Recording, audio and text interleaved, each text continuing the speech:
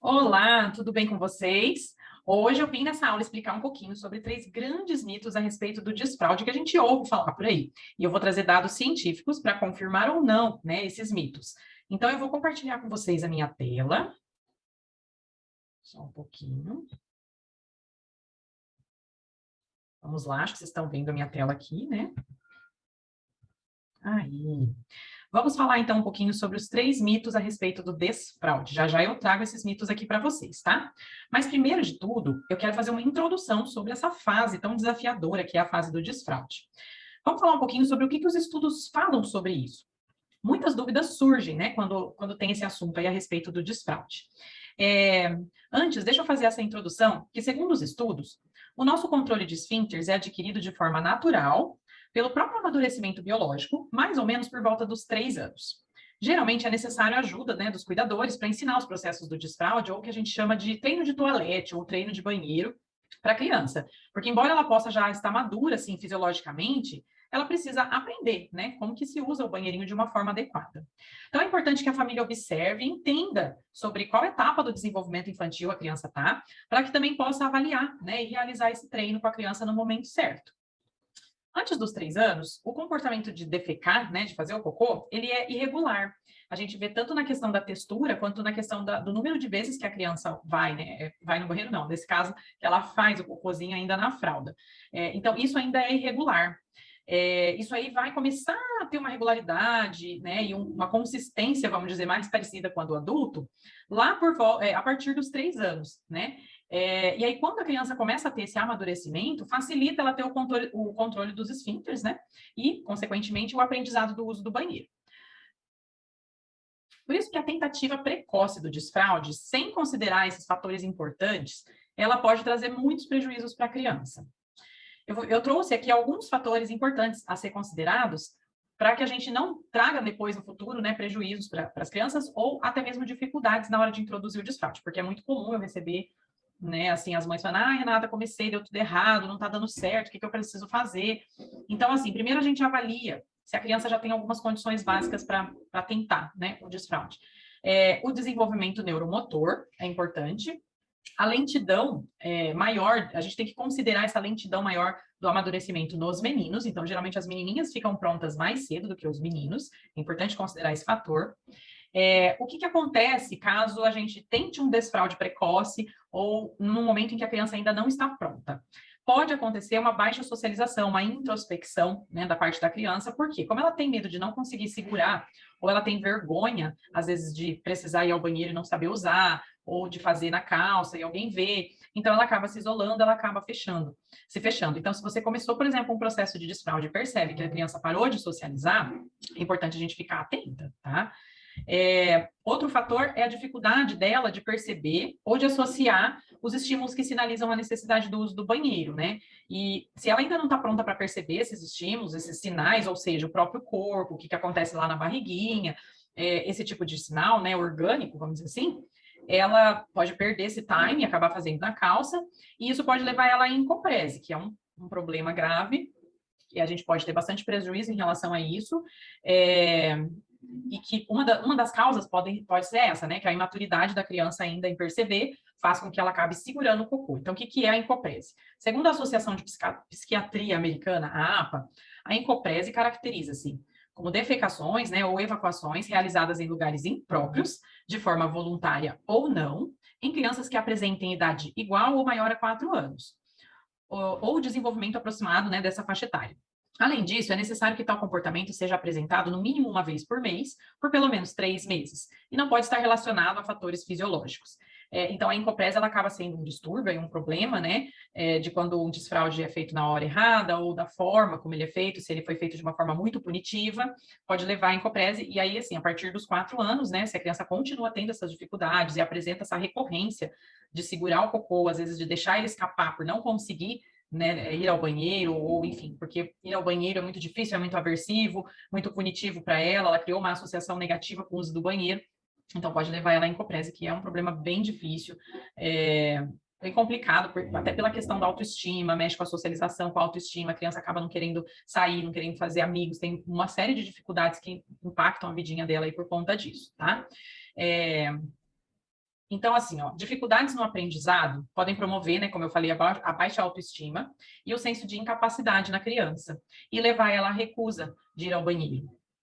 Dores, às vezes, no momento também que, que a gente está colocando ela em treino, né, que a gente está levando ela para o vaso ou para o pinico, pode trazer também uma maior resistência, ou às vezes a recusa também. Por exemplo, se ela teve uma experiência em que ela sentou no vaso e doeu, ela pode associar que é por causa do vaso, né, porque na fraldinha às vezes não doía, enfim, pela posição, e ela pode trazer uma resistência maior ou uma recusa maior. Então, na hora que a gente for começar o desfraude, a gente tem que considerar todos esses fatores que podem estar dificultando, vamos dizer assim, esse processo, tá? Quando a criança tem um baixo tônus muscular ou a falta de coordenação motora, pode também dificultar o aprendizado. Por isso que a gente fala, né, coloca como a regrinha do pular com os 2 pés no chão, porque significa que a criança tem bastante força muscular, já está desenvolvido esse tônus muscular, ou essa coordenação motora para ela pular com os 2 pés, então isso é um sinal de que ela pode estar pronta, ou seja, pode ser que o organismo dela já esteja preparado, tendo um controle de esfíncteres, né? Então, se ela tem esse tônus muscular fortalecido, significa que ela consegue, às vezes, segurar o cocô.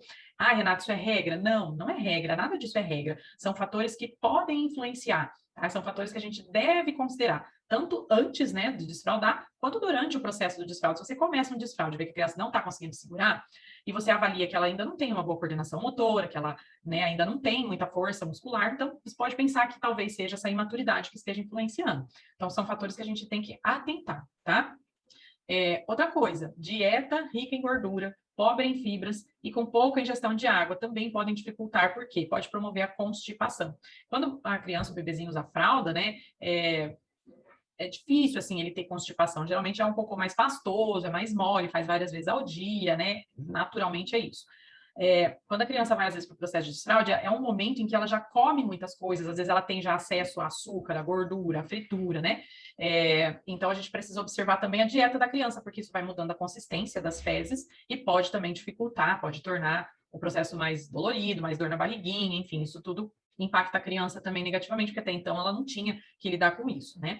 O sedentarismo aqui, ele entra mais ou menos na mesma linha aí da questão do tônus muscular, né? Porque se é uma criança sedentária, provavelmente ela vai ter menos força muscular. Então, por isso que é importante também a criança ser ativa, brincar bastante, correr, pular, tá? Ali por volta dos 3 anos ela já tem condição de aprender a andar de bicicleta, né? Então, que ela faça bastante exercício para que ela ganhe essa força muscular. Se é uma criança mais paradinha, pode ser que ela demore mais para adquirir essa força muscular. Atrasos cognitivos, que daí são casos mais específicos, né? Quando há alguma dificuldade cognitiva, a gente sempre tem que atentar para essa dificuldade, considerar que isso pode impactar no processo de desfraude. E a falta de rotina. Por que, Renata, a falta de rotina? Porque normalmente a nossa vida ela é regrada de uma forma que a gente vai ao banheiro mais ou menos no mesmo horário, né? A maioria das pessoas tem essa regularidade.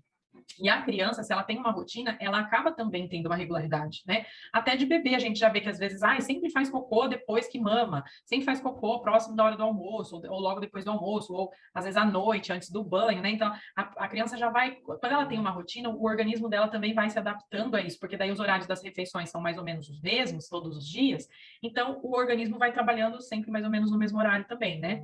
Por isso que a rotina é um fator importante que também pode impactar aí na hora do processo de desfraude.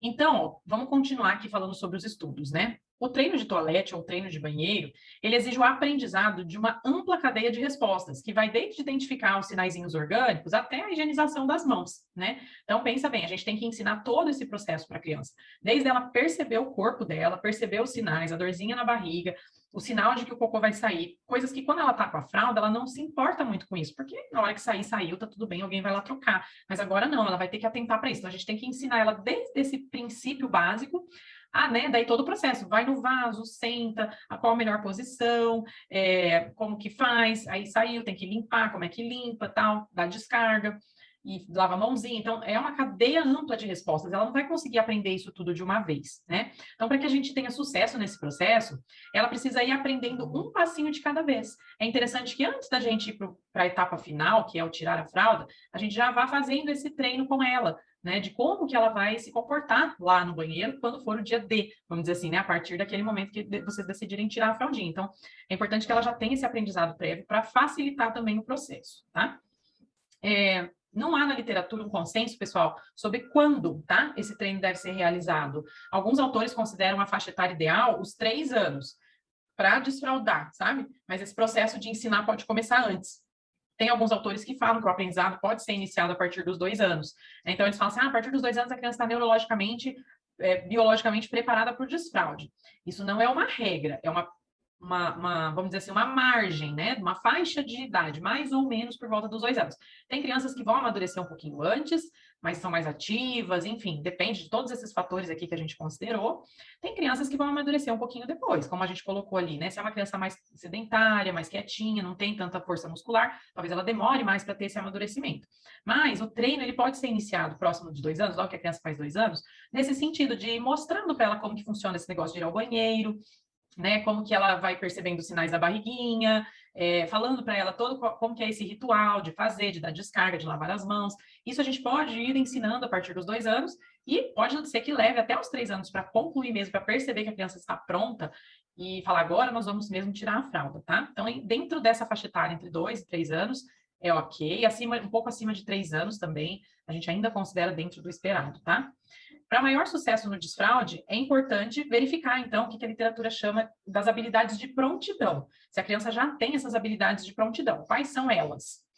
Expressar, né, verbalmente a necessidade de ir ao banheiro, então, quando ela já fala bem, já tem uma expressão verbal e já consegue pedir para ir ao banheiro, é um sinal que ela pode ter essa habilidade de prontidão, ou seja, ela já consegue perceber à vontade a necessidade, né? Habilidades motoras, como puxar ou abaixar as calças, levantar do vaso sozinha, né? Às vezes tem uma escadinha, consegue escalar a escadinha, ou se é no pinico, ela consegue sentar direitinho ali, já consegue abaixar a roupinha sozinha. Tem essas questões também motoras, né, de avaliação de força, ela pula com os 2 pés, ela tem agilidade motora, enfim. Isso tudo a gente já considera também. Compreender e seguir regras simples, né? Então, ela tem que já ter essa habilidade, esse aprendizado de seguir pequenos comandos, né? Então, por exemplo, se você pede para ela guardar o brinquedo na caixa e ela já sabe fazer isso, ela corresponde a esses pequenos comandos, pode ser que ela consiga, né? A gente entende que ela vai conseguir compreender também as regras do uso do banheiro.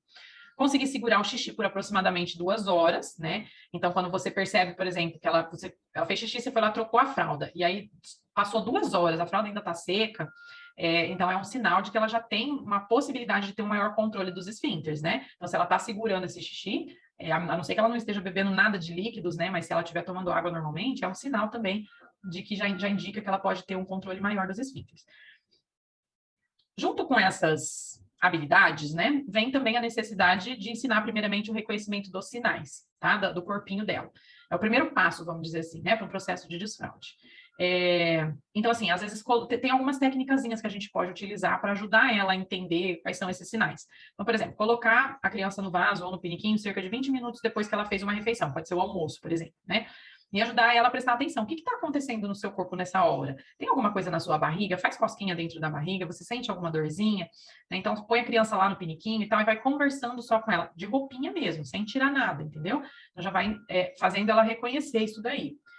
Ou então, se você sabe mais ou menos a hora que ela costuma fazer o cocô na fralda, próximo desse horário, então, levar ela para esse processo ali, né, no vaso, para ela poder ir reconhecendo e associando que são esses os sinais que vão fazer com que ela peça para ir ao banheiro, tá?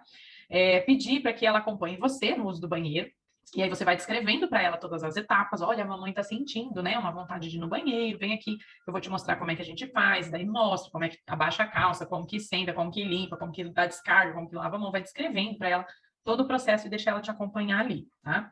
Relatar para a criança como que você percebe os seus sinais, por exemplo, quando faz umas cosquinhas na barriga, parece que tem bolhas dentro da barriga, ou enfim, você vai usar uma linguagem que você acha que a criança possa entender e que seja uma forma de expressar isso, né? Falando como que você percebe, porque as crianças aprendem por modelo, então isso vai ajudar ela também a prestar atenção se ela percebe igual a você, tá? Reforçar positivamente todos os pequenos ganhos que a criança tem. Por exemplo, ela disse para você que a barriga dela está mexendo. Então, você olha e fala, né, dizer para ela, nossa, que legal, você está começando a perceber que tem uma coisa aí na sua barriga. É isso aí, muito bem, sabe? Então, você vai reforçando, você vai mostrando para ela, prestando atenção nos sinais que ela está te dando de que ela já está começando a entender, já está começando a sacar como é que é esse negócio, né? Então, ou, por exemplo, quando a criança vai lá e faz uma tentativa de sentar no piniquinho, sem você pedir nem nada. Vamos supor que ela foi lá sozinha e sentou. Nem que ela tenha sentado e levantado, ou ela sentou e ficou ali uns segundinhos.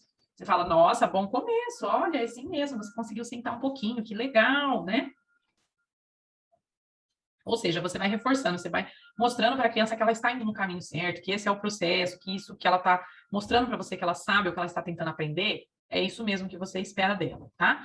Então, isso tudo pode iniciar ali por volta dos 2 anos. E ir evoluindo, né? Até que a criança comece a demonstrar mais habilidades, que ela já consegue dar um passo adiante, e o amadurecimento para o processo final, tá?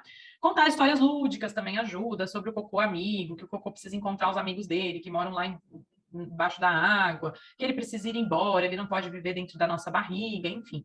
Usar a criatividade, ou às vezes buscar na internet historinhas, videozinhos, né? Sobre esse processo de desfraude ajuda também a criança a se familiarizar com aquilo, a tornar aquilo mais acessível para ela, mais tranquilo, e não ficar fantasiando, às vezes com medo do vaso, esse tipo de coisa. Então, vai dessensibilizando a criança também, tá? Tudo isso pode ser iniciado, então, bem antes de você tomar a decisão de desfraldar. E o que acontece muitas vezes é a gente fala assim, vou desfraldar. Vai lá, compra a calcinha, compra a cuequinha, fala, semana que vem vai ser o dia. Aí começa ali meia dúzia de palavras com a criança, que agora tem a calcinha com frufruzinho, com florzinho, ou a cuequinha do super-herói, nós vamos usar, e vai. E aí a criança é pega de surpresa, ela não está preparada para aquilo. Por mais que ela às vezes veja você indo no banheiro, te acompanhe, não é a vez dela ainda. Então, para ela tá tudo certo, né? Então, quanto mais, vamos dizer assim, longo for esse processo, delicado, gentil, com bastante conversa, com bastante positividade sobre o assunto, sem pressão, sem expectativa, e mais a criança vai se familiarizando com essa ideia, até que ela mesma pode começar a te pedir, ela mesma pode começar a querer arrancar a fraldinha quando ela está com vontade, e aí você percebe que ela já está bem prontinha para isso, tá? Claro que, assim, algumas crianças vão demorar mais, a gente pode respeitar o tempo delas, desde que esse tempo esteja dentro do que a gente considera adequado aí dentro dos marcos do desenvolvimento, como eu falei, até uns 3 anos e meio para se começar esse desfraude, dependendo de como que é o estilo de vida da criança, a rotina, a alimentação, tudo isso aqui que eu falei, a gente pode considerar ok, né? E é sempre importante avaliar se é uma falta de estímulos, que ela ainda não dá sinais, que ela ainda não fala sobre o assunto, ou que ela não aceita, ou se é uma falta de amadurecimento mesmo, né? Neurobiológico, vamos dizer assim. Mas, assim, pegar a criança muito de surpresa, sabe? Em uma semana, do dia para a noite, ou que seja, às vezes, 2 semanas, para a criança que não estava preocupada com aquilo, que nunca tomou contato com aquilo, talvez seja pouco tempo. Isso pode assustá-la, isso pode gerar resistência, recusa, dificuldade. Ela pode começar a fazer cocô na calça e achar que tudo bem, né? Então, assim, a gente, para tentar evitar isso, a gente tem que ir trazendo isso para uma realidade dela.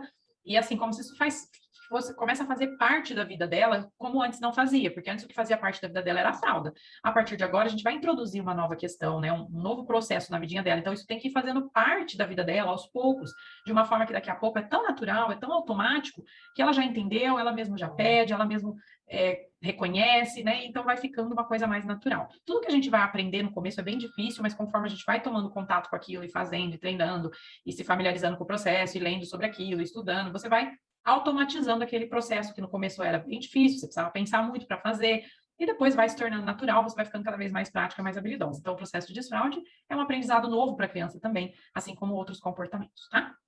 Então, diante desse exposto, né, só fazer um resuminho aqui para vocês que precisamos atentar para alguns fatores que podem atrasar ou gerar recusa ou resistência no desfraude, que são eles fisiológicos, a gente observar a preparação biológica, fisiológica da criança, a neuromotora, os aspectos comportamentais, né, de estilo de vida, de rotina, de alimentação, e como que está sendo introduzido esse processo de aprendizado, se é da noite para o dia, se está muito rápido, às vezes a criança não teve tempo de assimilar, ou se a gente vai conversando sobre isso, e lembrando, né, lembra que é uma ampla escala de respostas, ou seja, são muitas coisinhas pequenas que a criança precisa aprender para ela chegar no todo, que é o processo do treino de banheiro, ou o processo de ir ao banheiro. Então, que quanto mais esmiuçadinho isso for, e mais reforçado cada etapazinha, mais tranquilo vai ser esse processo, tá? E aí os grandes mitos, né? Vamos falar sobre eles. Então, agora que vocês já têm uma base, vamos entender um pouquinho esses mitos, se são verdade ou não.